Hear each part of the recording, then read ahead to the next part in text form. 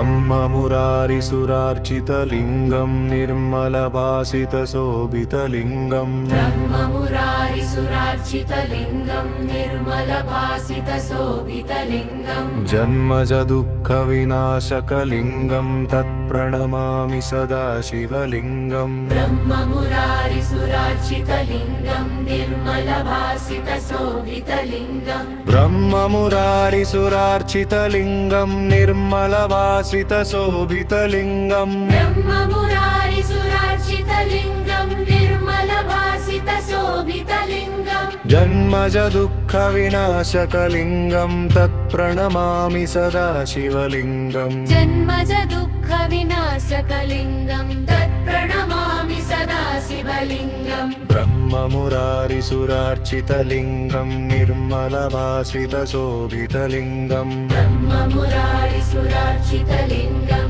निर्मलभासितशोभितलिङ्गम् जन्मजदुःखविनाशकलिङ्गं तत्प्रणमामि सदा शिवलिङ्गम् ब्रह्ममुरारिसुरार्चितलिङ्गं निर्मलभासितशोभितलिङ्गम् ब्रह्ममुरारिसुरार्चितलिङ्गं निर्मलभासितशोभितलिङ्गम् ब्रह्ममुरारिसुरार्चितलिङ्गं निर्मलभासितशोभितलिङ्गम् जन्मजदुःखविनाशकलिङ्गं तत्प्रणमामि सदा शिवलिङ्गम् जन्मजदुःखविनाशकलिङ्गं तत्प्रणमामि सदा शिवलिङ्गम् ब्रह्ममुरारिसुरार्चितलिङ्गं निर्मलभासितशोभितलिङ्गम् ब्रह्ममुरारिसुरार्चितलिङ्गं निर्मलभासितशोभितलिङ्गम् जन्मजदुःखविनाशकलिङ्गं तत्प्रणमामि सदा